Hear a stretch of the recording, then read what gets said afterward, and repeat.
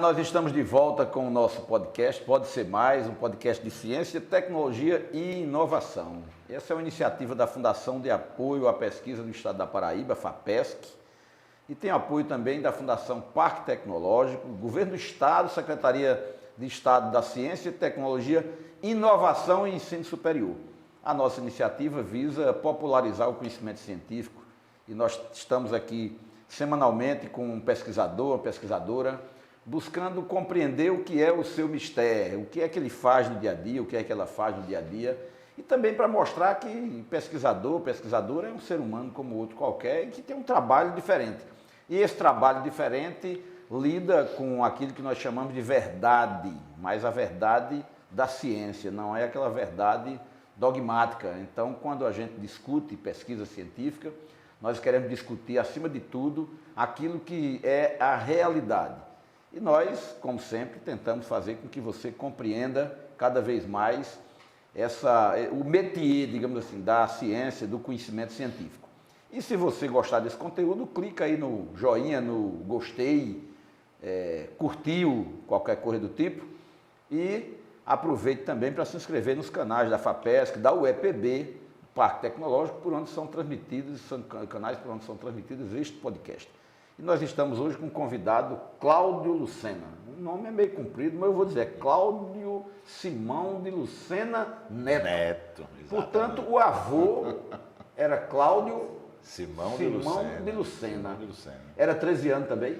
Eu não sei, porque minha mãe perdeu o pai assim, com 1 ano de idade. Então, eu não Foi sei antes do 13 nascer. É possível que você tenha nascido antes do 13. O 13 é velho, né? O 13 é jovem. O 13 é jovem há muito tempo. Há muitos anos. Eu comecei provocando o 13 porque ontem ele fez uma publicação fazendo referência aos 98 anos do 13. Isso não é assunto para se discutir aqui no podcast. Então já vou encerrar e puxar outro assunto. O professor Cláudio, ele é formado em Direito, né? Ele é professor de Direito do Centro de Ciências Jurídicas da UEPB, está desenvolvendo pesquisas hoje Eita, depois ele vai dizer o nome aqui, minha memória está horrível, né? Em Portugal, numa universidade, diz aí como é o nome lá? Na Universidade Católica. Universidade Católica de Portugal, desenvolve uma pesquisa extremamente importante. Depois nós vamos falar os detalhes sobre isso, mas eu queria falar da formação. Cláudio, ele é meio multiprofissional, né? Porque ele é formado em Direito e é formado também em Computação. Dupla nacionalidade. É dupla nacionalidade, né? E quando eu conheci Cláudio, na verdade eu conheci ele tocando piano, tocando teclado, com estúdio de gravação, e foi há uns 20 e poucos anos, né? Mas ele sempre transitou por essas áreas todas, porque também, quando lhe dão a oportunidade, ele é artista também, né? Artista... Toca essas coisas que tem tecla, né? Tudinho, né? A última vez que eu vi foi ele tocando sanfona. Inclusive a gente já fez parceria também. É violão, é sanfona. Eu não sei se ele toca bateria também, mas não duvido não. Enfim, mas nós estamos aqui para falar principalmente de uma área que eu sei que você vem trabalhando talvez aí 15, 20 anos quase, por aí, já vem lidando com isso. Que é essa relação entre o conhecimento, a questão do mundo digital, da internet, acima de tudo, a questão do direito dentro disso, né? Mas termina envolvendo também outras temáticas, né? Como é que é a governança da internet no mundo inteiro, que você tem participado de debates e de seminários, de oficinas, de comitês, enfim, tudo que se refere à internet e à governança de internet. E esse tema governança na internet é um tema que preocupa o mundo inteiro porque foi criado um mundo novo no meio digital, né? As coisas mudaram e mudaram vertiginosamente e é um tema que está sempre em debate por conta da necessidade de criar-se uma governança para a internet. Afinal de contas, a internet não tem dono, não tem um país, não tem um governo, não tem uma empresa. Esse é um bom mote. Dá a impressão que todo mundo é dono, mas não é bem assim. Então, mas voltando lá para o começo, como é que esse seu interesse, você estudou Direito e estudou Computação praticamente ao mesmo tempo, terminou pouco tempo terminou o outro. E como é que foi que definiu depois na sua vida de você, foi a oportunidade de mergulhar no Direito e depois vincular o Direito também de alguma maneira à tecnologia e à internet? Foi uma oportunidade. Obrigadíssimo pelo convite. Um abraço a quem está nos assistindo. E, assim, ressaltar a importância dessa iniciativa, né? FAPESC, Parque Tecnológico, Isso. EPB, Governo do Estado e a Secretaria do meu xará, professor Cláudio Furtado. Cláudio Furtado.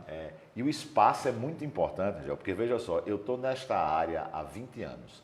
Há mais ou menos 10 já utilizando essa nomenclatura, essa terminologia, governança de internet, que é uma coisa meio fluida, todo mundo sabe mais ou menos o que é, mas ninguém sabe exatamente o que é.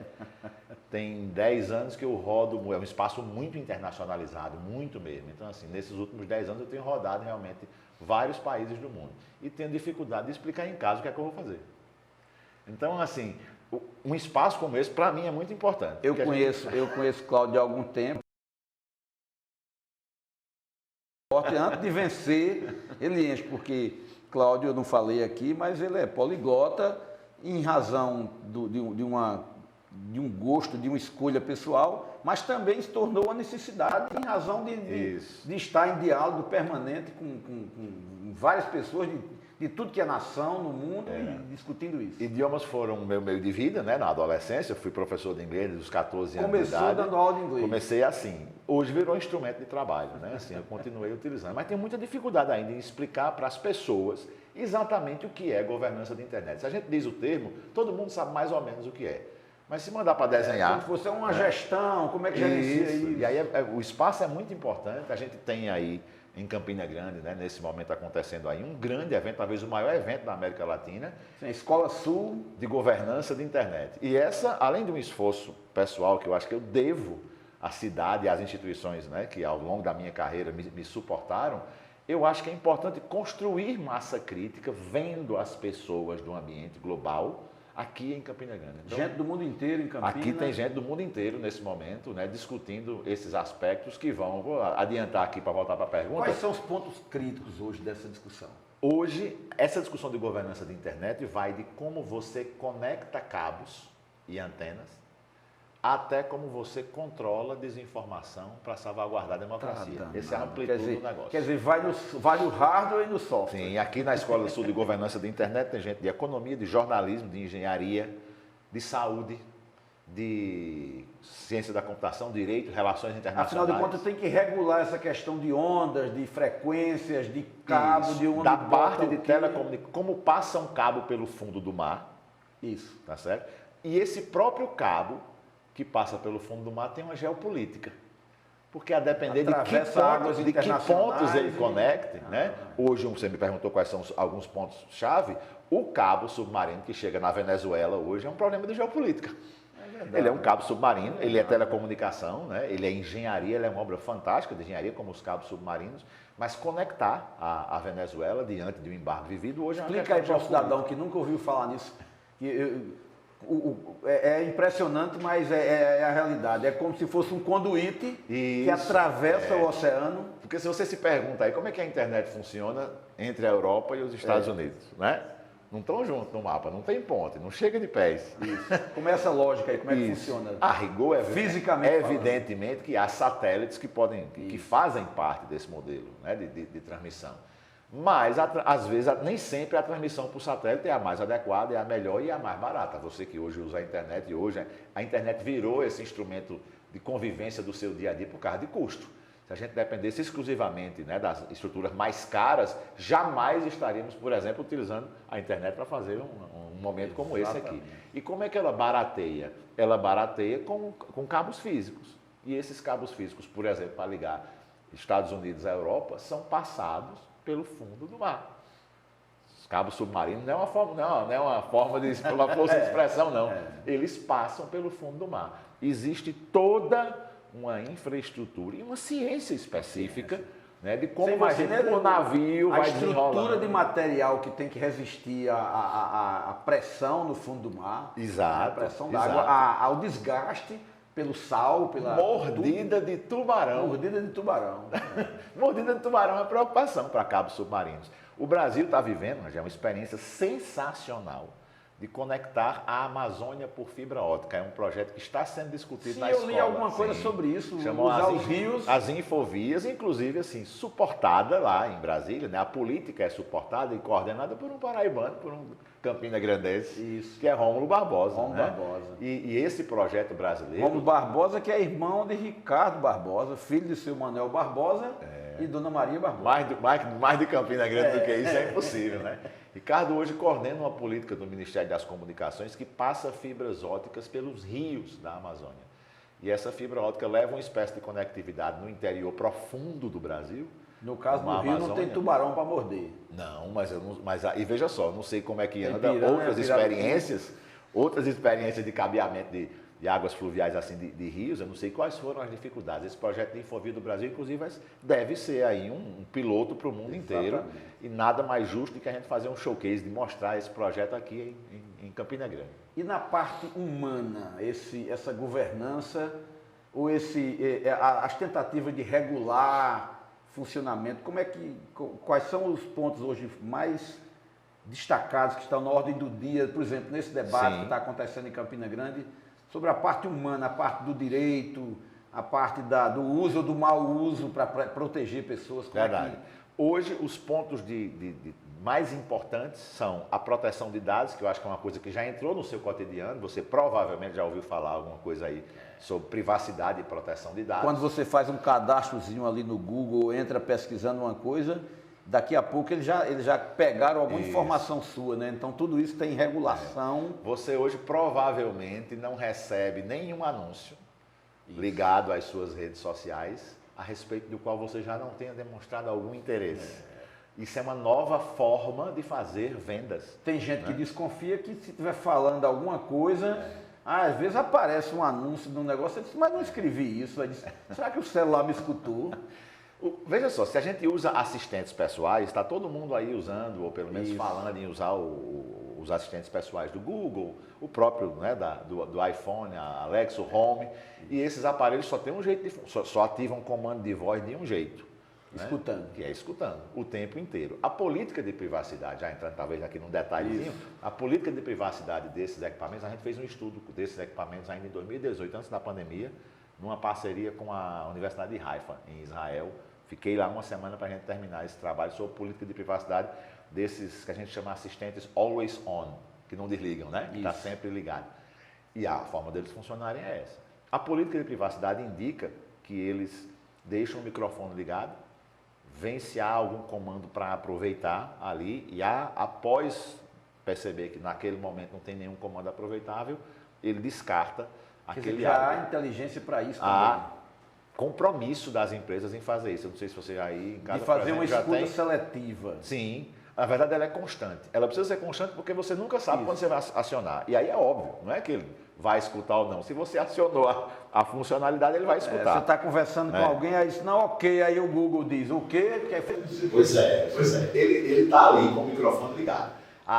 O compromisso dessas empresas em política de privacidade é descartar aquilo que não aproveitar como comando. Se você não pediu nada, ele descarta, mas se reserva o direito de usar aquele seu áudio para aprendizado. Porque vocês também devem estar percebendo aí que as formas de reconhecimento, não sei se todo mundo usa, mas as formas de reconhecimento e transformação de voz em comando, de tradução, de traduzir de voz para texto, elas estão cada vez mais aprimoradas e não há outra razão, é por causa do volume de treinamento que se existe hoje. Ultimamente, às vezes eu estou para não pegar o celular, eu dou um comando, ativa um alarme para 10 horas. Ok, já está ativado o alarme. Pois é, essa expertise em transformar a voz humana em comandos, eu trabalhei com isso. Em 94, quando eu estava... Vou voltar para a primeira pergunta. Com a tentativa de melhorar a acessibilidade, né? Para pessoas com deficiência e tal. Isso aí vai evoluindo um ponto. Eu trabalhei com isso no século passado, ainda lá em computação. E tinha um projeto de reconhecimento de impressão digital. A ideia era reconhecer o padrão da impressão digital para efeito de identificação. Essa tecnologia está incorporada aí em todo lugar. Né? Só que, evidentemente, depois o padrão biométrico vai exigindo mais, depois você reconhece palma da mão, até padrão de veia, sanguíneo, rosto, que é muito comum. Depois vem a íris, né? Íris, mas a voz também pode ser identificada, né? Com alguma variação. a voz é mais complexa, você de manhã, né, para a noite, gripado ou não, mas a voz também pode ser o identificador. Então, acho que os primeiros usos de reconhecimento de padrão de voz eram usos que tinham a ver Porque, na com verdade, a tecnologia identificação. trabalha com padrões o tempo todo. Ela só aprende a partir de padrões. E esse é o ponto 2. Você mencionou aqui, eu falei proteção de dados, inteligência artificial, automação da vida humana é um dos pontos polêmicos. E eu digo pontos polêmicos assim, está na pauta de discussão regulatória. Certo. Hoje no Brasil, por exemplo, proteção de dados, que a gente falou agora há pouco, já tem lei própria, estamos aí na fase de implementação, inclusive já com a primeira multa. O Brasil já aplicou a primeira multa para quem viola dados pessoais. O ponto 2 é essa automação. A gente tem hoje cada vez possibilidade de automatizar aspectos da nossa vida, desde, como você disse, programar um alarme, né, até, sei lá, o governo decidir a fila de quem vai usufruir um serviço. Isso pode ser automatizado. Sim. Durante a pandemia, a escolha, olha que delicado, gente. Durante a pandemia, em alguns lugares do mundo, a escolha de para onde você aloca, de quem teria direito a um leito de UTI, tinha um aspecto de automação. Né? E aí havia aquela discussão sobre viabilidade. Para dar uma impessoalidade mínima. Né? Essa decisão, evidentemente, tem que ser do médico, mas o médico não pode usar um instrumento de apoio? Claro. Né? Pode ou não pode? Aí essa discussão é uma discussão ética. Então, a discussão sobre a inteligência artificial também está na pauta regulatória no mundo inteiro. Hoje o Conselho de Europa faz um mapeamento dessas iniciativas regulatórias e de governança em inteligência artificial. Hoje elas são para mais de 600. Então, no Brasil também nós temos uma norma para ser discutida em inteligência artificial. Como vamos automatizar nosso futuro? Essa é a pergunta básica, né? Com base em que princípios nós vamos automatizar nosso futuro? Essa pergunta está na pauta. E o terceiro, eu acho que todo mundo também tem alguma ligação com ele, que é a pauta de desinformação. Na camada humana, como você perguntou, na camada humana, essa que você... Porque tem uma internet que você não vê. Essa do cabo submarino, inclusive, acho que tem gente que deve ter ouvido pela primeira vez agora. Verdade. Essa internet a gente não vê. É a internet física. Isso. Antena, cabo, né, conectores. Tem uma outra internet que você também não vê, que é a internet lógica. Esses equipamentos precisam se conectar e conversar. Perfeito. E essa linguagem de conexão de equipamentos não é uma linguagem que a gente escuta e entende. Né? É uma linguagem técnica, são os chamados protocolos de comunicação. Esses protocolos precisam ser discutidos globalmente, precisam ser adotados padrões, senão ninguém fala um com o outro. Senão E isso faz parte da governança. A linguagem tem que ser padronizada para isso. Isso é parte da governança da internet. Essa que você perguntou é a camada humana, que é a internet que você vê, porque nessa camada você assiste seu filme, você faz seu curso, você tem um relacionamento, se comunica com sua família. Então, nessa camada, hoje, eu acho que a pauta que nós trouxemos aqui para a SIG reflete a pauta global. Proteção de dados, inteligência artificial e a pauta da desinformação. Quem arbitra, né, o que é verdade? Isso é uma pergunta assim, geracional para a gente. Já que qualquer pessoa pode se tornar um produtor de conteúdo, potencialmente. Eu tenho uma analogia, eu faço uma analogia assim, Angel, que todos os preâmbulos de constituições democráticas, e a gente teve recentemente pela UEPB na África do Sul, e eu comprei um exemplo lá da Constituição Sul-Africana de 96, e ela começa do mesmo jeito, é a americana, é a brasileira, é a francesa, ela começa com a frase "We the people", nós o povo. Certo. Né?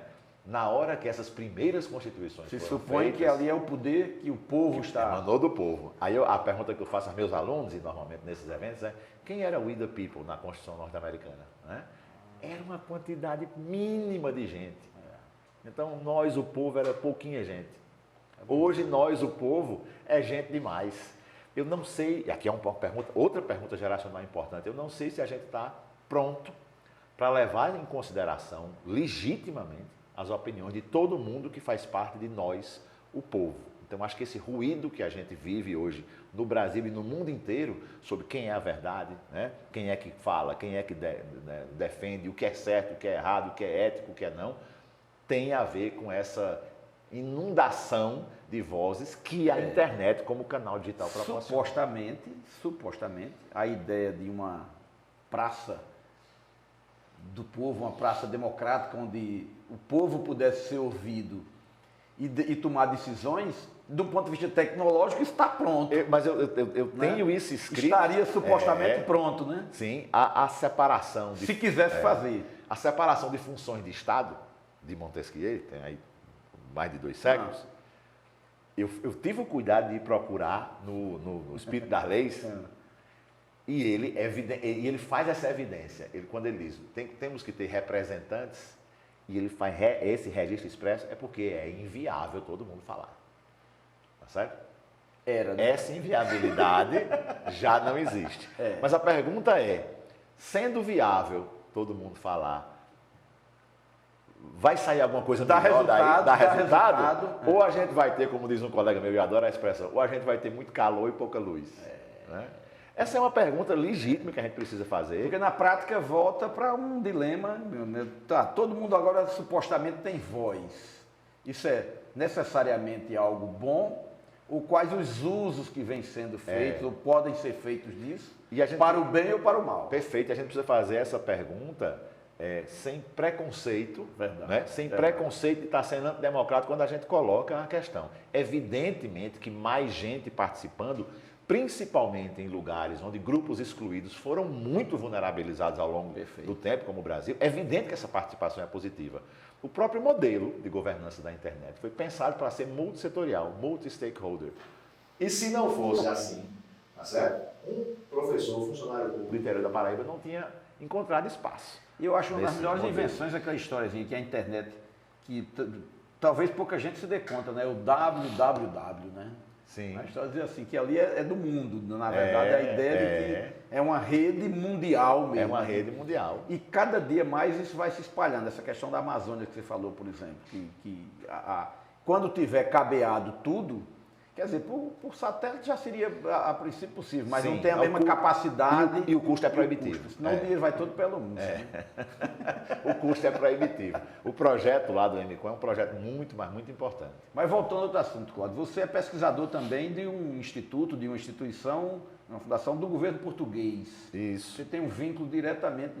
Eu espero que você tenha conseguido resolver, fazendo tanta coisa ao mesmo tempo, como é que anda o doutorado e qual é o objeto específico que você está construindo na sua tese. Já deve estar quase na agulha. Eu espero que esteja na agulha para a defesa, né, nos próximos meses.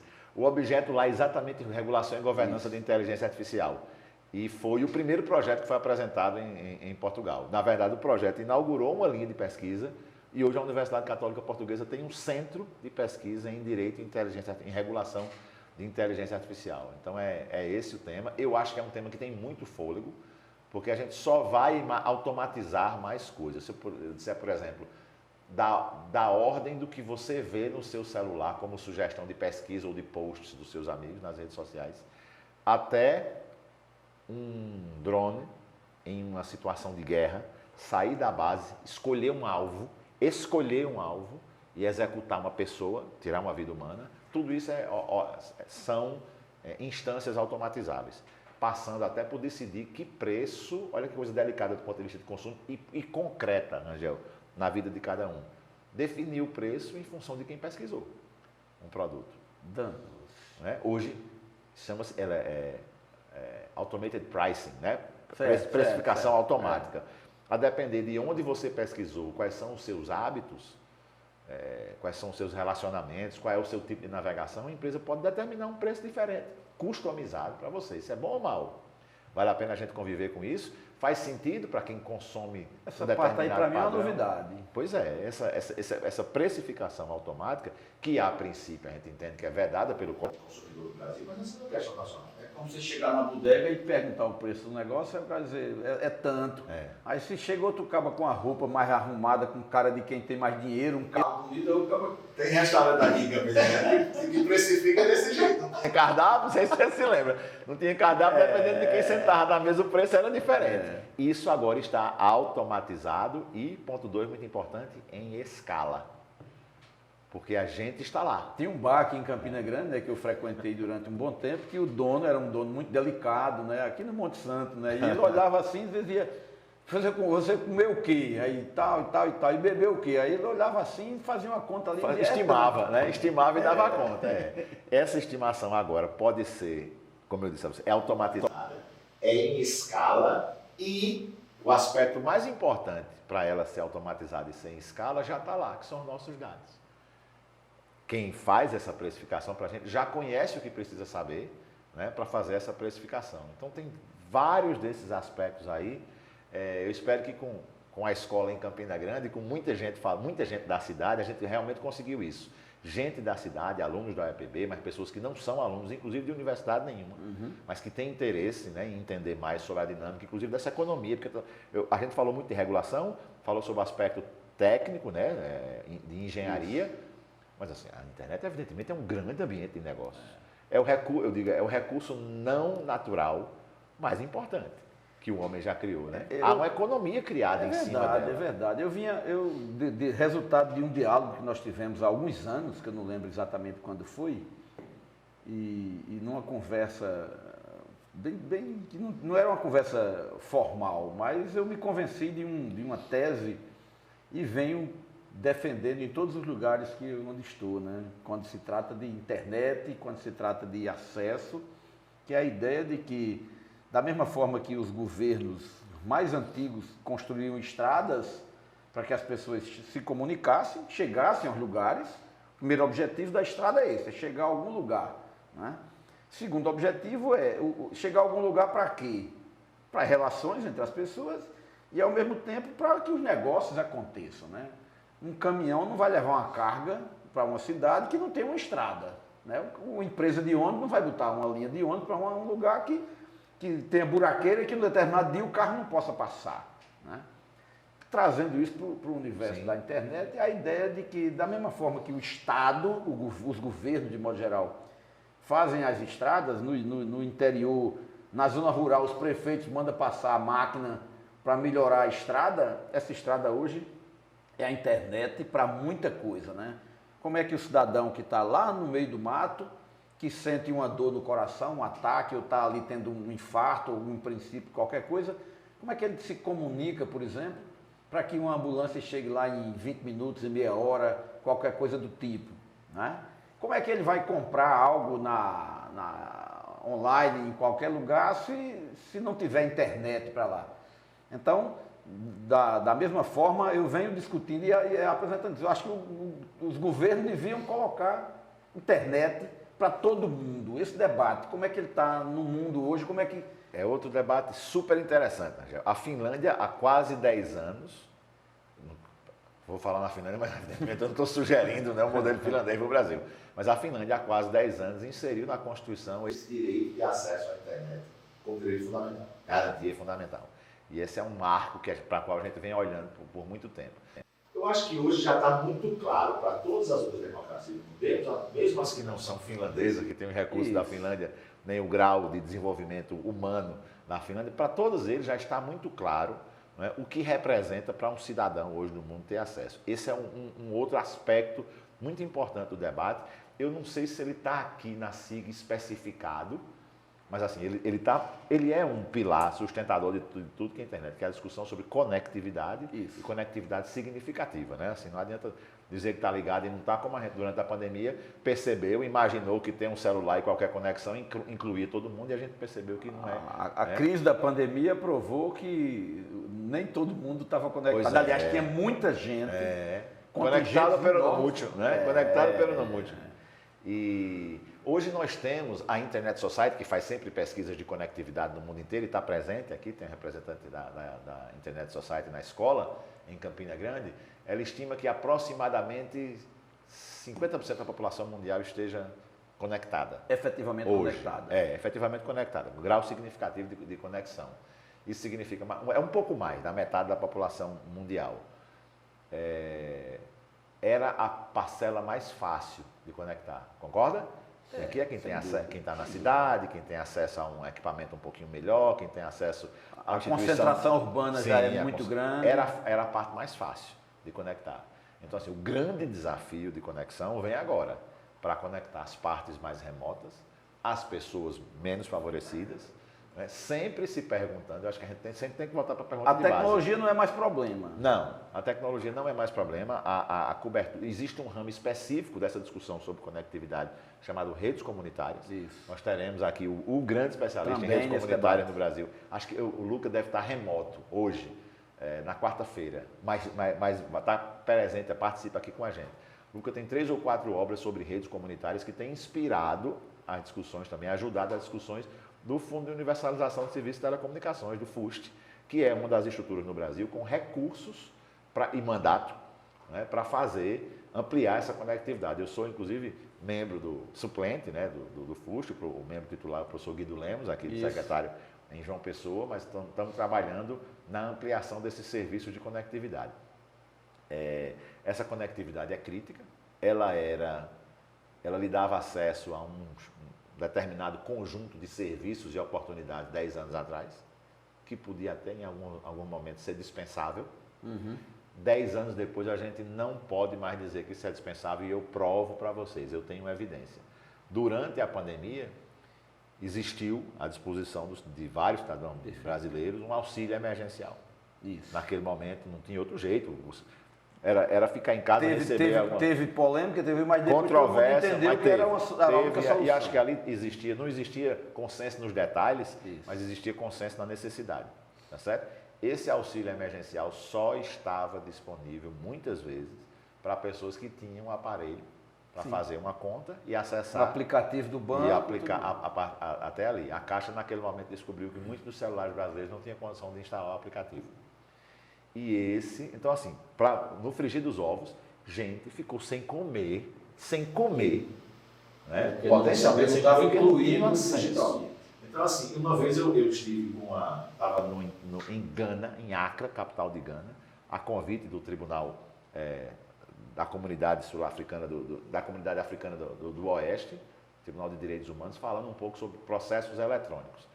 E quando eu terminei, eu me lembro que a ministra, uma juíza, presidente do Supremo Tribunal de Serra Leoa, que é um país na costa ocidental da África, me perguntou, professor, trazer os processos do tribunal para o setor eletrônico, eu sei que é muito importante, mas assim, a gente em Serra Leoa tem problema, por exemplo, de falta de energia constante. O que é que o senhor acha aqui? Aí eu assim, baixei a cabeça e vacilei na minha convicção. Confesso a você que eu vacilei. Eu disse, mas por que eu vim falar aqui? Né? Falar de um passo lá na frente, conectividade, digitalização, para uma pessoa que me revela aqui que o problema é de energia elétrica. É como se você estivesse discutindo receitas gourmet e tal, sim, e tal, para quem não tem o que comer. Eu me senti mal naquela hora. Errei. 10 anos depois. Aí doeu na hora. Naquele momento doeu porque eu achei que eu estava, né, com o discurso errado para as pessoas erradas. Hoje eu vejo que eu estava certo. Talvez investir em conectividade naquele momento, conectividade sadia, política pública forte, tivesse nesse momento de pandemia nos poupado muito sofrimento, de repente até muitas vidas. Né? Então assim, hoje eu tenho consciência. Falta de conectividade deixa gente sem comer, no sentido mais básico. No patamar superior, como você mencionou, pode significar, por exemplo, um atendimento médico de saúde mais sofisticado para quem não está e nem vai para um centro grande. Eu acho que a democratização da prestação de saúde, e eu não falo de procedimentos ultra complexos, não. Né? E nem chegou ainda no negócio, né? Porque as pessoas precisam. Estamos falando de necessidade básica. Isso, está no básico. A primeira foi comer. Né? A primeira que a gente falou aqui foi comer. A segunda, que eu acho que é muito importante, é a educação. Durante a pandemia, talvez tenha sido o momento de maior democratização de oportunidades educacionais no mundo. Tem de toda qualidade, tá certo? Eu não quero dizer que tudo que está disponível na internet é bom, não. Tem a iniciativa de capacitação de toda qualidade, melhor, pior, mas tem. E tem boas, e acho que isso é importante. Talvez seja papel, inclusive, da sociedade civil selecionar as boas iniciativas, mas assim, muita oportunidade de educação, capacitação e muitas delas gratuitas. E esse terceiro nível, que eu acho ainda é necessidade básica, para não falar em economia, esse eu acho que é um dos mais importantes. Acesso à informação e tratamento de saúde, esse ambiente digital talvez seja a primeira oportunidade global, né, para a gente democratizar acesso à saúde para as localidades mais remotas. A gente vive esse problema, né, de ter uma assistência médica que, se não é a melhor, mas ela é razoável nos grandes centros. Né? E ela, na hora que você vai capilarizando... A ideia de universalizar, ela não tem como, numa condição como a nossa, universalizar no topo, com a plenitude para tudo. Não é ilusão achar que isso seria possível. Né? É verdade. E é curioso porque, assim, nessa missão da África do Sul, eu tive... com acho que 22, a professora Vânia, né, aqui da UEPB, era quem eu estava acompanhando, e acho que estavam mais 20. Professora Vânia, vice-reitora, Vânia Fonseca, vice-reitora da Universidade Estadual da Paraíba. E com outros 21 reitores. E aí, toda vez a gente você participou e presidiu missões da Abruen, né? E percebe que tem uma coisa que a gente incorpora como sendo verdade. E quando a gente sai do Brasil para discutir sistemas educacionais com outras delegações de outros países, é o caso da Abruen todos os anos, talvez a gente se perceba pela primeira vez que aquilo não é a verdade absoluta. Quando a gente fala, por exemplo, em educação pública no Brasil, na cabeça da gente, ela própria, pelo treino, diz, é a universidade de graça. Né? Essa noção não existe em quase nenhum dos outros países do mundo. Nós visitamos Argentina e Chile juntos, não era. Isso. E eu percebi o choque que foi para os reitores agora, né? Precisarem explicar na África do Sul que as universidades públicas como é que funciona? Eram gratuitas. Porque a noção de pública na África do Sul é uma noção diferente. Todas pagam, tá certo? Todas pagam. Eles são públicos pelo relacionamento com o público, pelo interesse público, mas todas pagam. Talvez não seja uma commodity, aqueles preços absurdos do norte global, né? Estados Unidos, Inglaterra, Canadá, Austrália, especificamente, mas são pagos. E eu disse isso para voltar para o SUS. Porque acho que é um paralelo que dá para a gente fazer no SUS, né? Esse serviço universal, né? Sem ninguém pagar pelo atendimento básico e desse tamanho, né? Não existe outra experiência. Mesmo assim, eu acho que a tecnologia é um forte canalizador. Se a gente já tem um sistema de saúde que, resguardadas as limitações, e como você disse, as limitações serão sempre óbvias. Se ele é universal, vai ter limitações. Mesmo assim, é um sistema razoável que, a princípio, tem um atendimento básico. Se a gente utiliza a tecnologia para canalizar e potencializar... Principalmente as questões de alta complexidade, que é onde a discriminação aparece de forma mais cruel. Verdade, alguém está à beira da morte ou com uma doença crônica e dizer que se eu tivesse dinheiro, eu teria um tratamento tal, né? Um câncer, outras doenças mais graves, por exemplo. E no Brasil, o sujeito sabe que, tirando pequenas especificidades de centros mais desenvolvidos e tudo mais, mas o tratamento que o milionário teria hoje para um câncer no Brasil é praticamente idêntico a que o pedreiro, o agricultor, o gari ou o professor universitário, quem quer que seja, teria também no SUS. Aí você vê um modelo desse que conceitualmente é muito interessante para uma sociedade complexa e enorme como a brasileira. Desigual como a brasileira. Coloca uma componente de tecnologia que pode ajudar aí, ela bem utilizada. Nós temos várias experiências, na FAPESP certamente está junto de alguns projetos desses, que pode ajudar desde a melhoria do diagnóstico, para o sujeito entender melhor e antes o que aconteceu, até o tratamento na ponta, chegando nos lugares mais remotos. Eu acho que o ecossistema digital assim, é definidor para a melhoria de saúde global. Na pandemia, na UEPB, né, eu vou discutir isso depois com o professor Ali Brandão, na pandemia, na UEPB, nós descobrimos que era perfeitamente possível universalizar. E essa universalização, ela não tem como ser igual, de fato, para todo mundo. Mas se você tem alguém que não tem acesso à internet e não tem equipamento, e você dá um acesso, mesmo que não seja o melhor dos mundos, mas você garante um equipamento e o acesso à internet, por mais que aquilo não tenha a qualidade de alguém que já tem tudo, né, nas mãos, você está nivelando ali, deixando ali numa média onde as pessoas todas terão, pelo menos assim, naquele momento ali há uma igualdade. Mas nós descobrimos também que tinha gente que não adiantava botar o equipamento, nem botar a internet, porque não sabia usar. Né?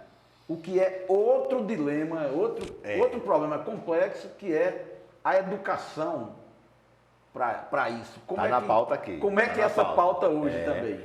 Esse letramento digital, né, educação digital, ela leva vários nomes. Nós temos aqui uma colega de Pernambuco, a professora Paloma Saldanha, que está discutindo esse tema aqui, trabalha nacionalmente essa questão de letramento digital. E eu acho que a gente tem uma experiência na UEPB, que é sensacional, numa unidade que lhe é muito cara, que é a Universidade Aberta à Maturidade. Isso. Né? Na UAMA, claro que a gente percebe isso para todas as categorias. Mas qual foi a preocupação na UAMA? Ter habilidades digitais para o público da UAMA. A UAMA é a nossa Universidade Aberta à Maturidade. Isso. Nós recebemos alunos 60 mais. 60 mais. 60 mais para... Eu já dei aula lá nesse dia, acho que eu vou assistir a aula. Para para se reinventar, né? Para encontrar outros interesses na vida. Então, essas pessoas têm aula de idiomas estrangeiros, educação para o envelhecimento humano, direitos humanos. Descobrir que é possível aprender e melhorar a qualidade de vida depois de 60. Talvez esse seja da UEPB hoje a experiência regular mais emocionante que eu conheço. Bonito, né? é bonito, é muito é bonito. bonito. Já algumas turmas, aí já não é um pioneirismo, não. Eu dei aula remota aos idosos e idosas da UAMA, dando aula no período ainda de aulas remotas, aula de psicologia com música, com violão em casa, e a participação, o envolvimento, fenomenal. A história da migração digital da UAMA, eu escrevi um texto para a Fundação Konrad Adenauer, né, a fundação do Partido Social Democrata Alemão, e financia algumas publicações, e eu contei um pedacinho dessa história da transformação digital dos alunos da UAMA nesse texto. E essa transformação digital dá muita assim, levanta um fio sobre essa questão de educação digital. Eu acho que a gente tem feito um trabalho relativamente bom com crianças, tá certo? Eu acho que a gente entendeu mais ou menos a necessidade de que as nossas crianças entendam que vão conviver num mundo mediado por tecnologia.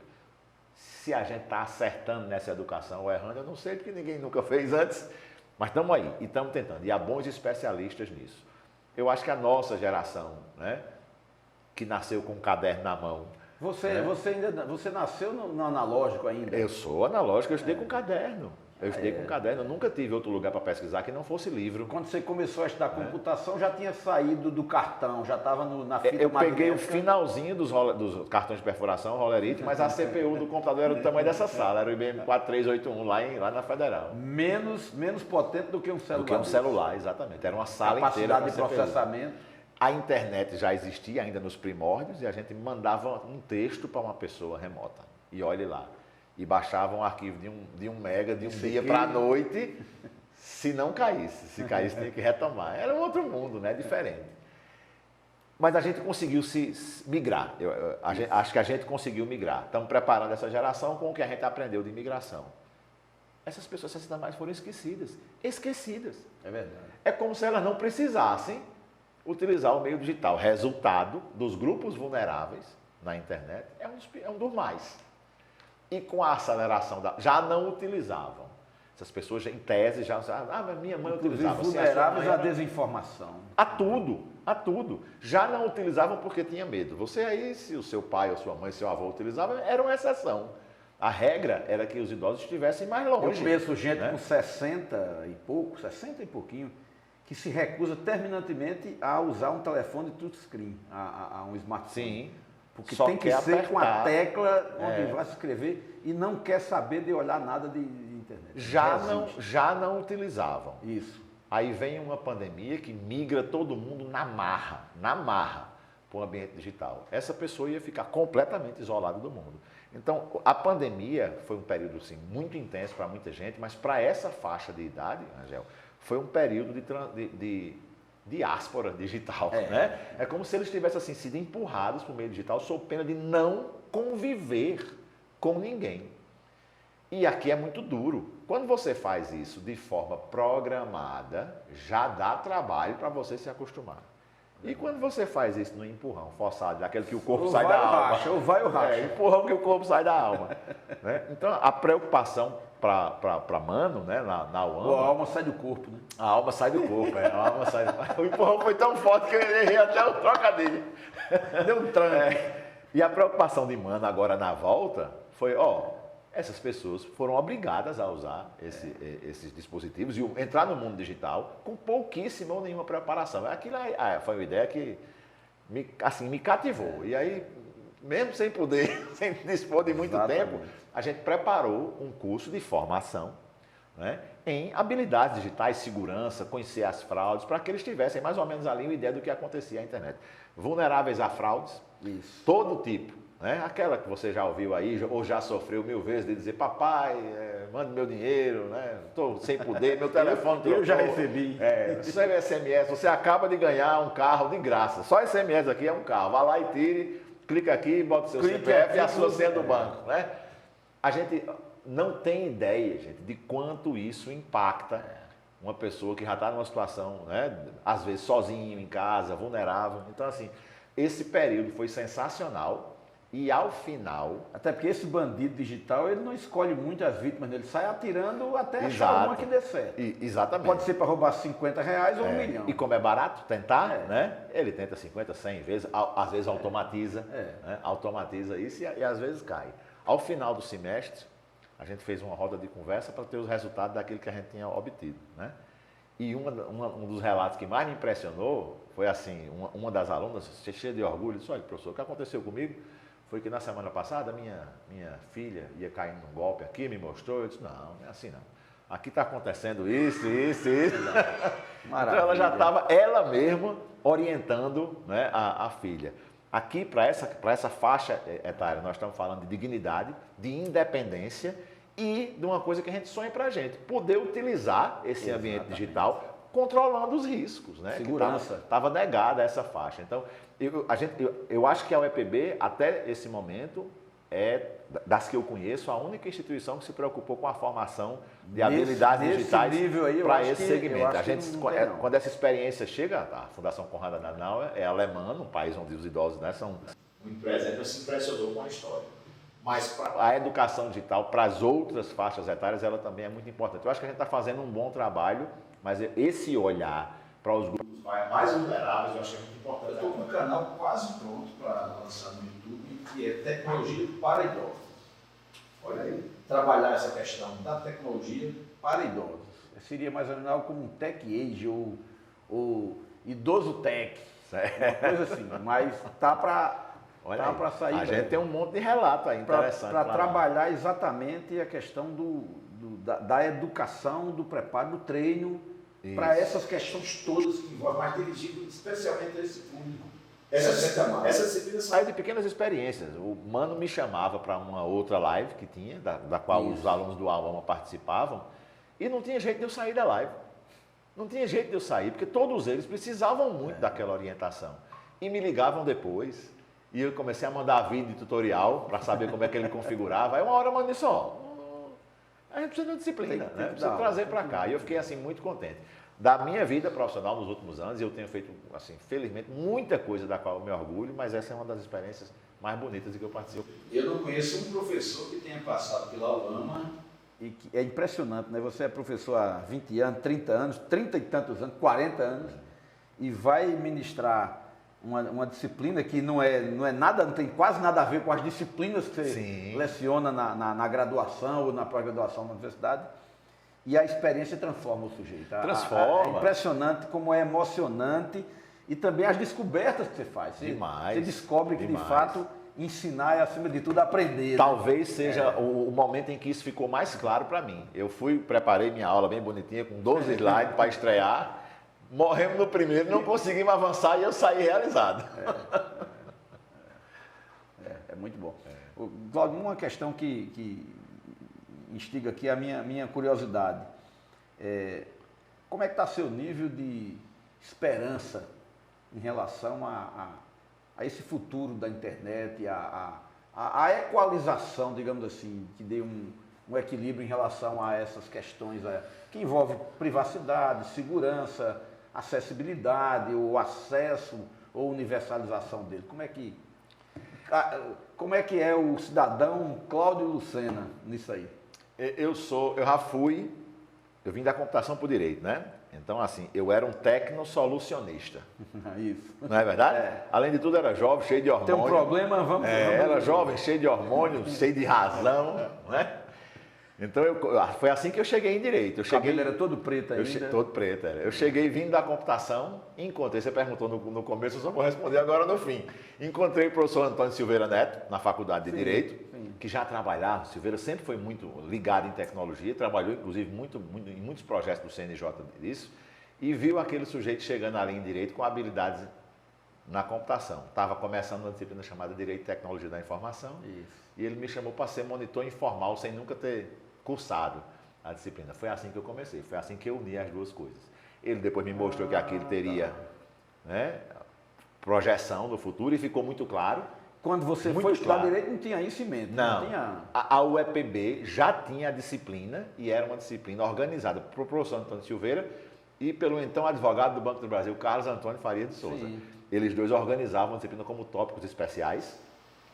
Né? Eles sim, dois visionários. Porque 20 anos Depois essa disciplina está incorporada na base curricular de direito. Você entrou em 98? Eu sou 98. 98. Essa disciplina hoje o tema está incorporado nas bases nacionais curriculares em direito, ele já é inafastável para o aluno de direito, né? Mas a UEPB já mais de 20 anos atrás estava lá e foi ali que eu comecei. Então ali, naquele momento que eu entrei tecnosolucionista, jovem, cabelo todo preto, cheio de razão, tá certo? E vindo da computação no ambiente de jurista. Então eu entrei para resolver o problema e aplicar tecnologia em tudo, e a tecnologia ser a salvação do mundo, tá certo? Até o primeiro semestre na faculdade de Direito. Segundo semestre já viu. Quando eu vi que a banda não tocava do jeito que compilava, né? Que o código compilava, o jovem tem muito isso do elástico muito grande, né? Você passa de um polo a outro. Eu virei um tecnocético. Aquele sujeito que... essa terminologia existe mesmo. Aquele sujeito que acredita que tecnologia não vai solucionar a vida de ninguém. Tem que abolir tudo e voltar para o caderno e começar a escrever, né? E virei durante muito tempo um tecnocético, com os cabelos brancos, tá certo? E a estrada... A estrada vai dando também... Eu acho que virei o que Ariano Suassuna chamava de realista esperançoso, né? Realista esperançoso. Esse mundo é um mundo construído... É curioso, ele tem dois princípios. A internet projetada, ela é projetada para ninguém ter o controle. Acho que essa foi uma das primeiras falas que você fez. Ninguém ser dono. Quem é o dono, né? Ela é projetada para ninguém ser dono. Do ponto de vista de engenharia, ela é projetada para ninguém ser dono. 60 anos depois, naquele momento era só uma comunicação técnica, pouca influência na vida diária do ser humano. Talvez nem se imaginasse que chegaria. Não, nenhuma imaginação. Ela conectava dispositivos para funções muito limitadas. Conversar máquina com máquina. Máquina com máquina. 6 décadas depois, né, ela é responsável por decisões políticas. Ela influencia decisões políticas. Né? Então, e aquela ferramenta que foi projetada para ser anárquica, o controle mínimo, ela não se submete facilmente a uma estrutura hierárquica, jurídica, legal, como a gente quer hoje. Aqui tem um paradoxo com o qual a gente vai precisar conviver. E a cultura de cada país, a cultura política, jurídica de cada país. Já existe um paradoxo técnico. Concorda? Ela foi criada com algum grau de anarquismo. Dá um padrão para uma coisa que em cada nação, que não foi projetada daquele jeito. E ainda por cima, 200 e poucas nações do mundo têm visões diferentes, né, sobre o que precisa ser feito. Né? E eu acho a maior tolice, desculpa, vocês podem querer padronizar também a cultura de cada povo, achar que todo mundo tem que ter um... muito difícil. As grandes convenções internacionais hoje, por exemplo, estão fora da mesa, porque elas são inviáveis. Agora, dito isto, apesar dessa estrutura anárquica, tá certo? A economia que se criou em cima da internet, nas camadas superiores da internet, é uma economia profundamente assimétrica. Sim. Onde poucos têm muito poder, concentração, dado, né? E outros têm, historicamente, muito pouco.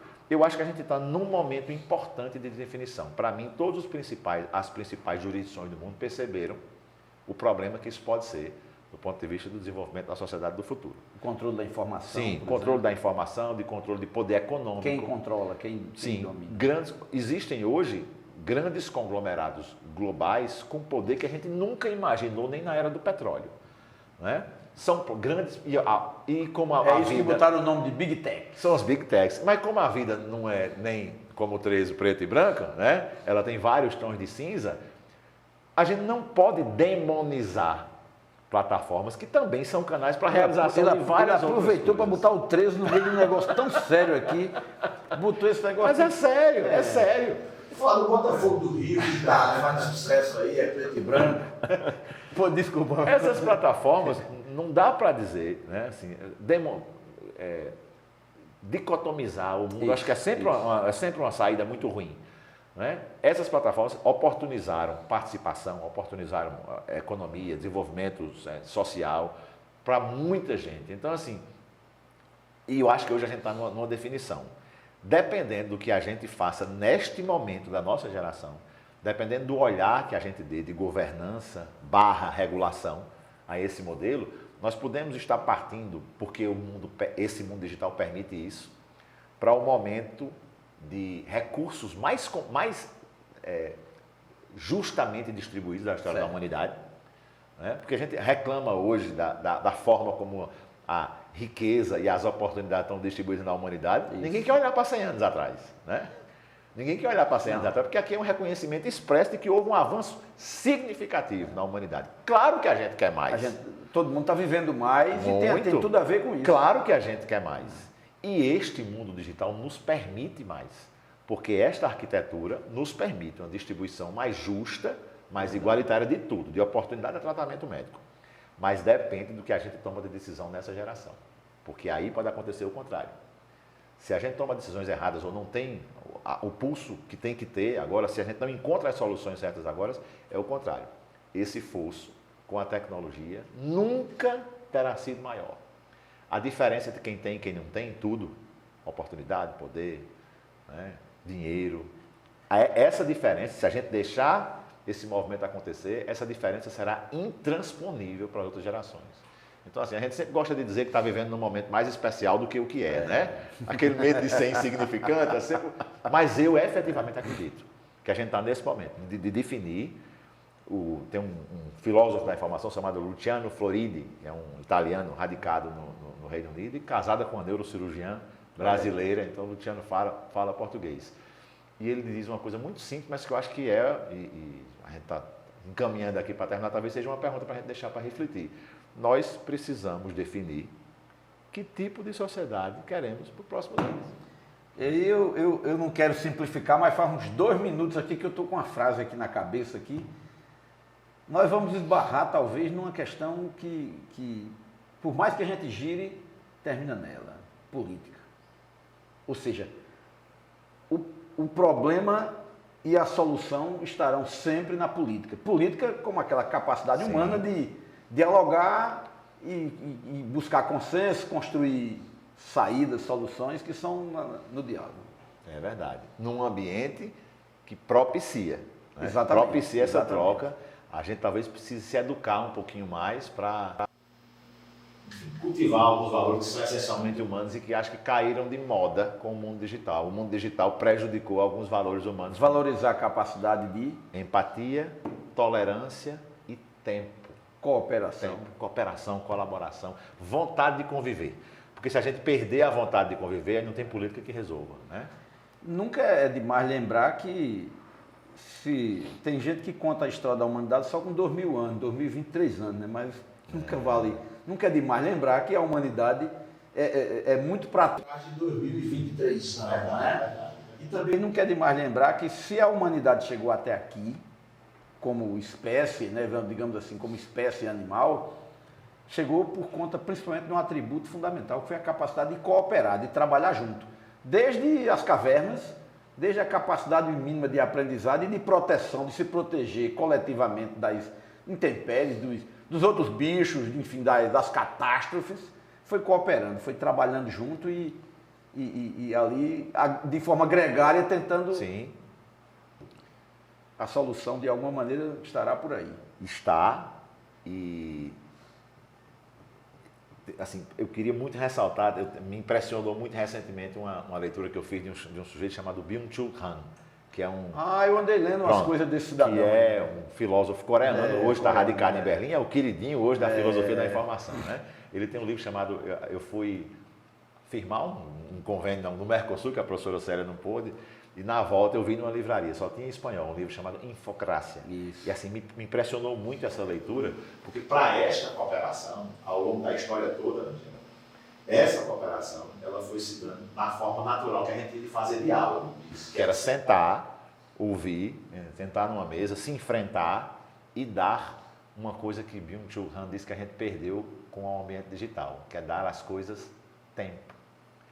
O mundo digital mudou o tempo. Ele mudou o tempo. Para essa geração com a qual a gente está convivendo, alunos de graduação, a gente vê muito isso. Não existe amanhã, não existe futuro. É tudo agora. Se a foto não carrega, não serve. Né? Se o vídeo não carrega, troca. E quando a gente transpõe isso para a construção democrática, relações, né? Mas ela não dá. E aí ele diz essa frase também muito simples, toda frase brilhante é muito simples, né? Ele diz, democracia precisa de tempo. Você não constrói democracia. Fala, aperta o botão e dando o F5. Né? Você não dá F5 e vem outra pessoa. E isso, a paciência de conviver, o mundo digital tem nos tirado. Talvez isso seja uma questão técnica do mundo digital, que tem uma enorme implicação humana e pessoal. Sem paciência e sem tempo, a gente não constrói essa conexão. Que vai criando uma sociabilidade nova também nessa relação. É uma coisa muito comum de pessoas que mandam uma mensagem E se você não responde no tempo que a pessoa acha que deve responder, tipo, mandou a mensagem, fez tempo, você tem que olhar e responder. Naquele bip, automaticamente. Se você não responde, daqui a pouco a pessoa tenta ligar. Se você não tiver offline ou qualquer coisa, a pessoa liga para outra pessoa para dar um recado e dizer, mande olhar mensagem. É um novo tempo. Né? Liga fulano para olhar mensagens. É um negócio... Esse novo tempo transformou profundamente, né, as pessoas. E tudo precisa de tempo. Não, ele diz de novo, democracia não se constrói sem tempo. Não dá para você imaginar tudo, né, de última hora. Essa capacidade de interagir, dando tempo para refletir, dando de uma noite para outra para um argumento bater, né, assim, a ideia de que tudo tem que ser simultâneo, né, online e em tempo real, eu não vou dizer necessariamente que prejudicou a raça humana, tá certo? As sociedades humanas, mas alterou profundamente. A minha sensação é que há um prejuízo. Eu sou humilde o suficiente para esperar o tempo passar e ser convencido do contrário. Mas eu acho que essa é uma característica que a gente precisaria manter, né? A paciência de interagir. No final das contas, as sociedades são projetos de vida em comum. Né? Se não for assim, se deixa esse de ser projeto sociedade, de o vida nome é em comum, outro. não tem sociedade, Teria que ser outro. É. Cláudio, muitíssimo obrigado pela presença. Eu que agradeço. Uma prosa dessa aqui a gente esticaria aqui por umas horas, porque teria outros assuntos. Né? Eu não vou mais falar do 13, porque senão vou puxar o assunto. Mas ainda bem que você veio com a camisa toda preta. Né? Porque se tivesse vindo com a camisa preta e branca, eu ia buscar uma vermelha ali para a gente ficar rivalizando aqui. Mas muito obrigado. Eu que agradeço a oportunidade, inclusive, de usar esse material para explicar melhor, inclusive, às pessoas mais próximas do que é que eu venho fazendo aí. Nem sempre é fácil, mas acho que essa conversa foi muito elucidativa. Muito bom, muito bom. E eu agradeço a você que nos acompanhou até aqui. Se você gostou desse conteúdo, divulgue para as pessoas, né? Faça com que ele chegue a mais pessoas. Clica aí no gostei, joinha, curte, compartilha com seus amigos, com as pessoas da sua relação, porque o objetivo nosso é levar o conhecimento científico, trabalhar aquilo que se produz como conhecimento científico ao maior número de pessoas possível e numa linguagem também que as pessoas possam cada dia compreender mais e também fazer uso da forma que lhe aprover, da forma que lhe convier desse conhecimento. Muitíssimo obrigado e a gente se vê no próximo episódio.